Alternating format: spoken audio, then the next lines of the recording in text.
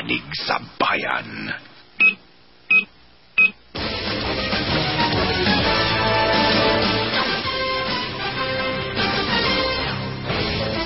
Sa ulo ng mga nagbabagang balita, ilang gasolinahan sa Quezon at Batangas nagsara na. Ibang gas station nililimitahan ang pagbenta. Mga motorista sa Batangas hirap sa pagkakarga ng gasolina dahil nagkakaubusan ng supply.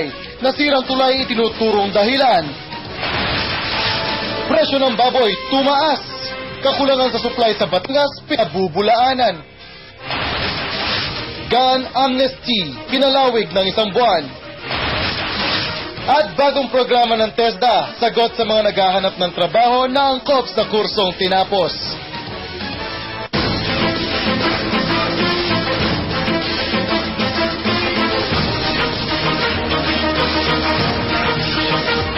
Live mula sa ABS-CBN News Center, Batangas.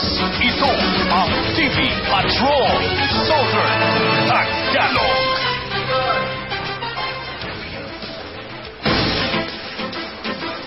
Magandang hapon, Southern Tagalog. Ako si Sarita Care. Kasama ang mga patrol ng Pilipino nagbabalita at naglilingkod sa inyo sa Timog, Katagalugan. Nagsara na ang ilang gasolinahan sa Lucena City habang ang iba ay nilimitahan ng hanggang 10 litro ang pagbebenta ng diesel. Dahil daw kasi sa Executive Order 839 o price free sa produktong petrolyo, nangangamba mga ito na baka magkaubusan ng supply ng gasolina. Nagpapatrol, Ernie Manyo. Nagmistulang ghost town ang gasoline station na ito sa Lucena City. Paano kasi kahapon pa iubos na ang diesel na ibinibenta? Pareho rin ang gasolinahang ito na 3 linggo nang sarado. Kung sa kabila walang tao, dagsa naman sa petro ng mga motorista na nagbabaka sakaling makapagkarga ng diesel. Problema lang, limitado hanggang 10 litro ang ibinibenta. Mas mainam daw na mapagbigyan ng lahat, lalo na ang mga utility vehicles kaysa magsara sila ng isang araw.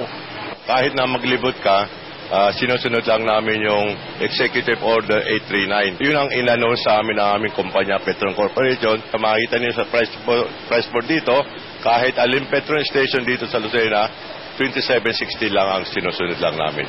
May mga karatula din kung saan nakalagay ang schedule kung kailan bukas ang gas station dahil sa pangambang baka maubusan sila ng supply ng produktong petrolyo. Ang sa amin, kaya namin nagawa yan, hindi sa gusto namin para lahat ay mapagbigyan namin. Wala tayong pinipili. Lahat ay mapagbigyan nagalak May nagagalak ko mga customer dahil nakakalan ako ba daw gano'n na yung may limitado na sa aling yung kinatakarga nila. Aminado ang mga manager ng gasolinahan na dahil sa price freeze, dumami ang mga nagsamantala ng mababa ang presyo ng gasolina na posibleng ikalugi nila. Hiling ng mga tagapamuno ng mga gas stations matapos na ang problemang ito nang hindi na sila sisihin ng mga tao. Ernie Manyo, Patrol ng Pilipino, Lucena City. Sa Batangas City naman, hindi pa nagsasara ang mga istasyon ng gasolina, pero nagkakaubusan na rin ng supply ng ilang produktong petrolyo. Maliban sa price control, mas malaking problema umano ang dulot ng nasirang tulay. Nagpapatrol, Tina Ganzon. Sagana pa ang supply ng diesel at unleaded sa gasolinahang ito sa Batangas City, pero ang premium at V-Power ubos na. Kung kaya nagpaskil na ng out-of-order sign dahil halos 1 linggo nang walang delivery ng produkto. Ang truck na ito sa San Jose regular nagpapaharga ng gasolina. Pero dito na dumayo sa Batangas dahil 2 araw na raw walang supply. Kahapon po talaga, mag-PPO na kami. Wala po silang stock out of order. Napilitan po kami mag-CA para makapagpagas po sa iba, makapagpa-diesel. Ang istasyon namang ito, said na ang diesel. 4 na araw na raw silang naghihintay ng delivery pero wala pang dumarating. Kung kaya ang mga empleyado, bawas na din ang oras dahil halos 50% ng negosyo nila apektado na.